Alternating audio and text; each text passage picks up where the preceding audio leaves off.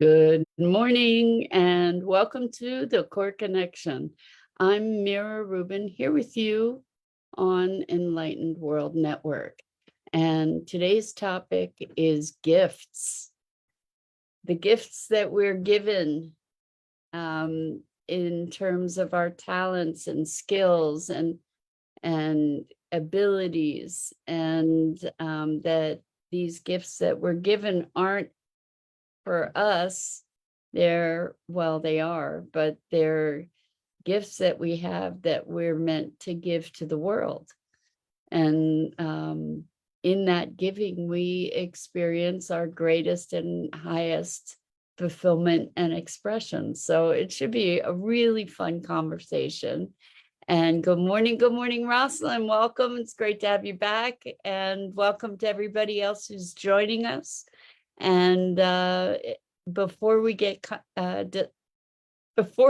started on today's conversation, let's take a minute or two to get present. So let's take a deep breath in through your nose and hold it. And imagine clean, crisp oxygen flooding your lungs, flowing into your bloodstream, nourishing all your cells, all your organs, bringing vital life energy to your body and being. And as you exhale any tension, stress, negativity, fatigue. And now let's take another deep breath in through your nose and hold it.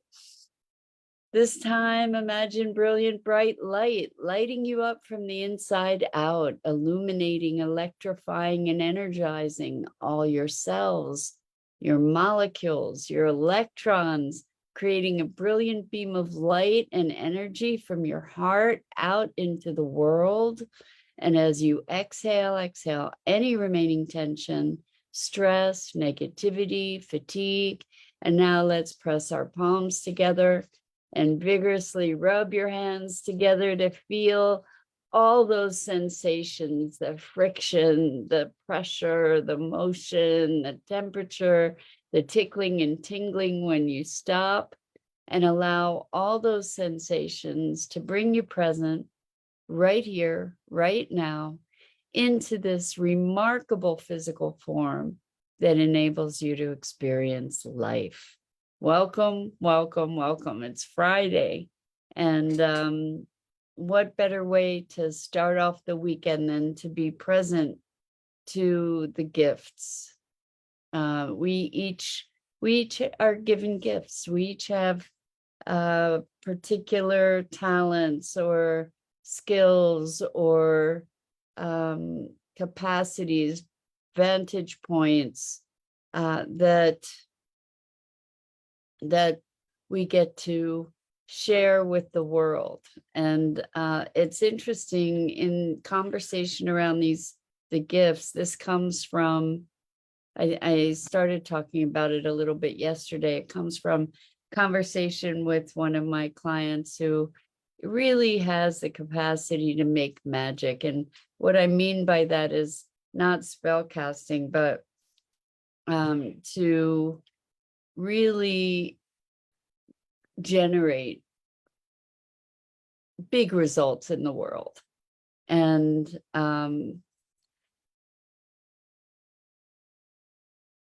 we were talking about how we handicap ourselves. There was a wonderful story, I believe it was called Welcome to the Monkey House, from Kurt Vonnegut. He had a collected book called Welcome to the Monkey House of short stories. I read it years and years ago, and I don't have vivid recall of it, but there was this one story about how everybody, there was a big awareness of equality. And so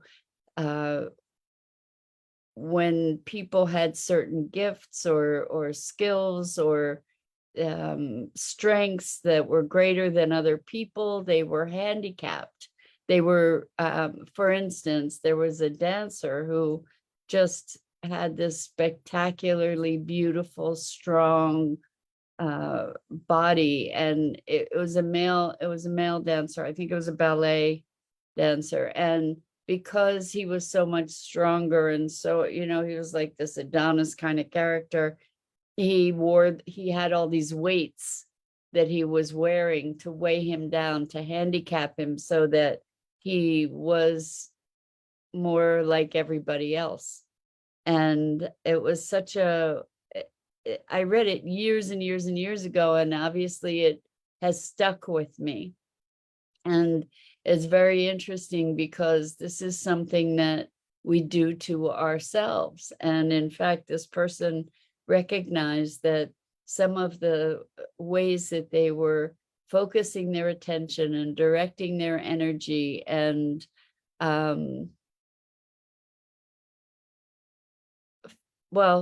focusing their attention and directing their energy actually was a handicap to them, that they were muting their gifts because they had the underlying feeling that if they had all this magic and other people didn't, that maybe they didn't have the right to be expressing all this magic and having all this impact in the world, and maybe it was selfish of them to be expressing this magic. And the analogy that I came up with was, if someone is born with a magnificent voice, should they be only singing in the shower? Or is that voice something that is a gift to the world when they share it? And we all have these gifts. So when we have these gifts, utilizing them is something that, first off, provides us with remarkable fulfillment and self-expression, because those gifts come from our heart and soul. And in the process of that expression, they are a contribution to the world. And so for this person to recognize that perhaps their magic wasn't personal, that the gift wasn't theirs to keep, that the gift was theirs to give away. And in that giving away of that gift, they get to experience greater expression and greater fulfillment. It's a win for everybody all the way around. It's pretty cool, right? To think about it that way. And I believe that that's true, that when we are present to our gifts and we share them, that enriches us, and then it enriches the world. And we can take this conversation even further to another level, where the experiences in our lives that look like they are torturing us often are gifts, part of the gifts to us to hone and refine and elevate our own gifts. So, for instance, the struggle and suffering that so many of us have experienced has honed us and refined us and wizened us, given us greater wisdom to be able then to share that wisdom, that learning with the world. And so those hardships in their way can be a profound gift to give us the richness of the expression that we have, to help in the development of our expression, of our uniqueness. So Rosalind says, gifts, if I have abundance, I want to share, like a fruitful lemon tree. That's beautiful. Good morning, good morning, Sue. Welcome. So good to have you here with us. Join us in this expression of gifts. And I agree, Rosalind. So the thing is, we often feel guilty about the abundance that we have, whether it's an abundance of talent, skill. We often try to minimize ourselves, to keep ourselves small so that other people don't feel bad, or so that we feel like we fit in better. And the thing is that in doing that, we're denying the gift that we came here to give. We're denying our fullest expression by trying to normalize, in big air quotes, normalize ourselves to fit in, where the reason we were given our gifts is because, like in an orchestra, you need all different instruments, right? You don't want all the instruments sounding the same. So that's what we are. We're all instruments in this spectacular symphony. And we each have our unique sounds, and that's what we're here to share. We each have our unique soul song, I call it. And when all those songs, or all those notes, or all those tones or rhythms combine, then we have this incredible variety and what might seem like a cacophony, but is actually, this magnificent symphony of life. And so I think, happy St. Patrick's Day. Welcome, Jenny. Great to have you here with us this morning. We're talking about gifts, and how the gifts of our lives, the gifts of our individual talents, it's also often the thing that makes us weird. The thing that we get criticized for is often the seed of our gift. For example, for most of my life,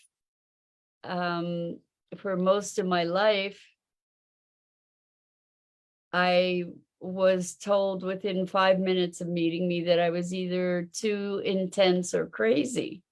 And now I get paid for being intense, for seeing things differently, for seeing deeply into situations, for wanting to understand how things work, and for being able to unearth those dynamics. Jenny says, I love drum circles. They're very healing. So maybe there's something for you in that space of rhythm and drumming and communion with others. There might be a gift in there for you. And when we find the things that are gifts to us, then when we share that, it is giving a gift to the world. So when we find the things that we do naturally, so this is the other thing. We've been conditioned to think we have to struggle. So if it feels easy, something must be wrong. It must be that we're being lazy, or we're being too comfortable. And the thing is that our gifts come easy. It doesn't mean that it's easy to develop them. It doesn't mean that we don't put attention toward them, toward developing ourselves in those regards, but they're easy. So for me, as an example, the coaching work that I do, these conversations that I have with you, these are easy. They're enriching. They're enlivening for me. They're very natural. I don't have to struggle and stress to engage in this way. It's very natural to me. And so that's when we know that we're in kind of in the flow of our gifts, when we take ownership of that and allow that to flow. Jenny says, I'm a wounded healer. So I would venture to say, Jenny, that all healers that I've met anyway have wounds, and that's what brought them into being healers to begin with. And certainly I can say that that's the case for me. It was through healing myself, through my and obviously not alone, with the assistance of many other people in my life that I've encountered. And but being on the path of healing is what educated me into being able to do the work that I do. So, and Jenny says, as I'm healing, I'm discovering my gifts 100%. And the fact that your woundedness, I'm going to say, was a gift to you that enabled you or that moved you into discovery and expression of those gifts. Had I not been wounded, I wouldn't have gone on the path of personal transformation, and I wouldn't be expressing what I express to the world in terms of awareness or communication or healing or development. All of this comes from having experienced it and experienced that pain. In my case, you know, I don't know too many people who have gone through big transformations and growth without some degree of pain. It would be nice if it weren't essential, but my sense is that it is part of the gift. You know, oftentimes people have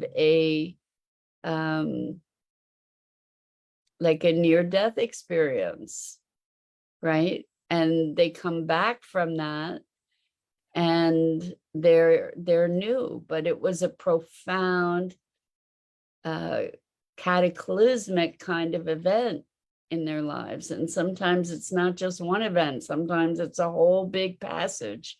And when we get to the other side of it, then we're in a place to really truly give that gift of the learning and the wisdom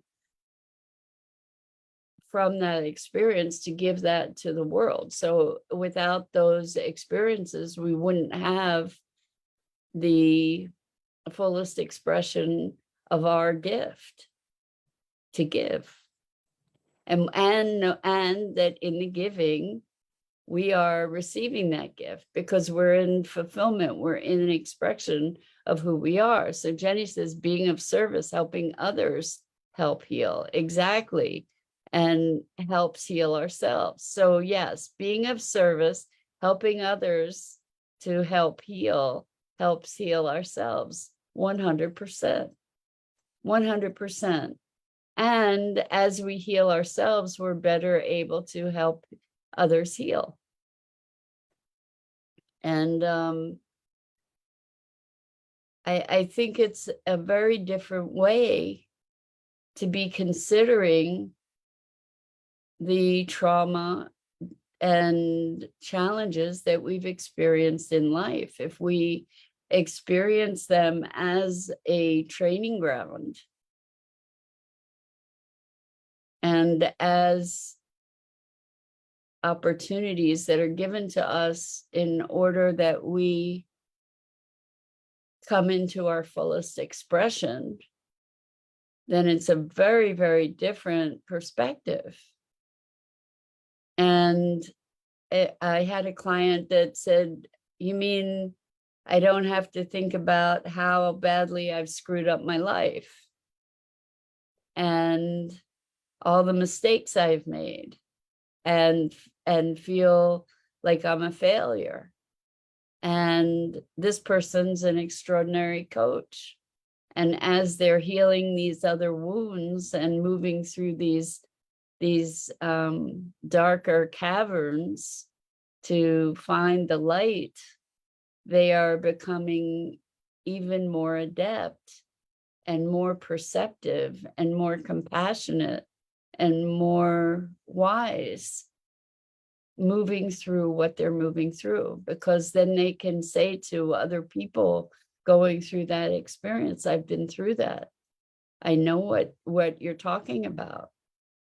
I've had clients say to me, the fact that I've been able to share with them that I have had all these screw ups in my life and that I've had all these challenges, for instance, around money and all these horror stories around money, and now am on the other side of that. The fact that I can share that with people, people have told me that gives them hope to know that it's okay to be going through what they're going through. It's an important passage that is it's a schooling, it's an education, if we choose to use it that way. Even being in dark places of victimhood, shame, blame, anger, pain, despair, I can say that I have experienced all of that, as I imagine you have too. And the thing is that when we get to another side of that, then we can support people in moving through those very, very challenging times. Ideally, we can. There has to be a will. There has to be a will to get to the other side of it, of course. So Jenny says, forward thinking is growing through negative past times. That's a really interesting way to put it, Jenny. Yeah. So through the hardships that we have endured, we get to choose our lessons. That's the thing too, is we get to choose, do we want to become contracted, constricted, bitter, angry, or do we want to be expansive, alive, vital, expressed? And I can say for myself, and I know this isn't true for everybody, because I see other people in my world who are very bitter and very committed to sort of staying there, which is heartbreaking for me to witness, I have to say. But from the time I was a teenager, I was looking for how to heal. Even then, I was looking for what's my purpose? What's the purpose of the universe? How does this all work? What are we doing here? So that was just my thing, but that has turned into my gift. It was a gift to me. That was my passion, my passionate interest throughout my whole life. And so it makes sense, it's coming forward to you as this expression. Jenny says, the student or the teacher. I would say the student and the teacher, because for me, I'm always learning. I'm always curious to learn more, to move more deeply into expanding whatever my potentials might be, to discovering what does it look like to live into fuller and fuller expression. And Jenny says, referring to life lessons. Yes, good point. The student and the teacher. Because the thing is, when we allow ourselves to rest in knowing, that's a stagnation. because we live in an evolving system. We live in a system that is constantly changing. And we are, as individuals, a system that, or systems that are constantly changing and evolving and emerging. You are not the same person. Maybe in an essential way, you are the same. Like I can say that I've had this passionate interest in consciousness and being and the nature of reality for as long as I can remember. But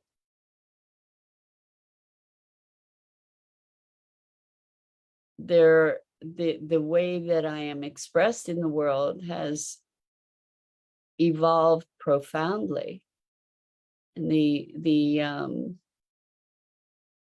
way that I respond to things, the way that I perceive things, the way that I interpret things, it's very, very different. Jenny says, always learning. Yeah. I mean, to me, that's what life is about. When we stop learning, we start dying. When we stop being curious, when we stop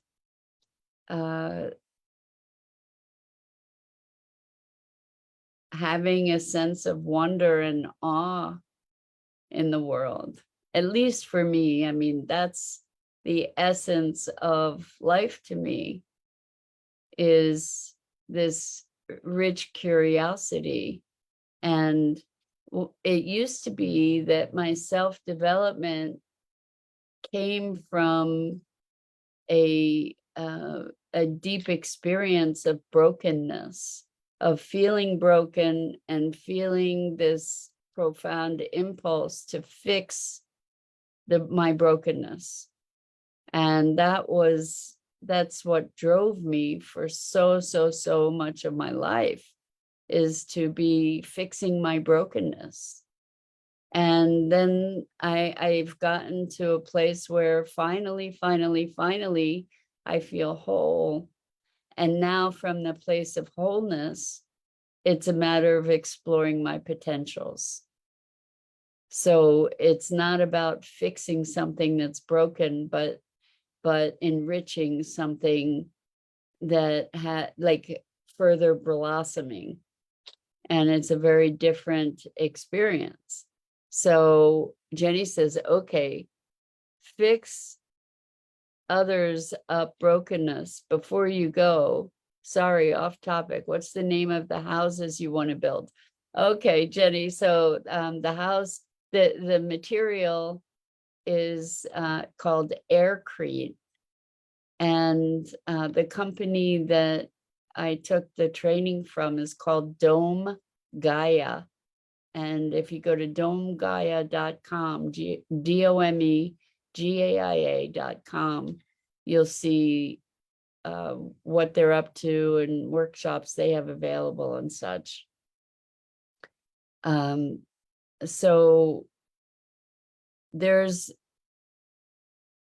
step one, there are phases, and I'm going to wrap up in just a minute, but there are phases in this understanding and expression of our gift. So welcome, Dido. It's so good to have you here with us this morning. And Sue, it's been great to have you here as well. And so the phases might be healing our brokenness. And then and I see this in my practice with people. First, it's about healing the brokenness. You know, it's about the emergency things. And then it's about emergence. Once the emergencies are handled, once the brokenness is healed, then we move into fuller expression and the emergence of what's possible. And so glad to have you all joining us. And just for anybody who doesn't know, Sue and Dido are the magic behind Ruth Anderson's brilliant, brilliant Enlightened World Network. So obviously Ruth is the catalyst, and Sue and Dido are the people behind the scenes who make it all happen. So much gratitude to both of you for facilitating this gift that we all get to partake in and appreciate, of Enlightened World Network, and the opportunity to commune with such a rich collective of heart-centered, spiritually minded folks. So much gratitude to you both, and a wonderful weekend to everybody. And I'm Mira Rubin. This is the Core Connection, and I go live here each weekday morning on the Enlightened World Network Facebook page and YouTube channel at 9 a.m. Eastern. And I invite you truly to check out the other wonderful programming on Enlightened World Network and Enlightened World Living. And Jenny says, I appreciate you all. And Dido says, thanks so much. And we thank you and Sue and Ruth and all the wonderful people who are contributors on Enlightened World Network. It's my deep, deep privilege to be able to be part of this community. And so with much, much, much love and gratitude, I hope to see you again here really, really soon.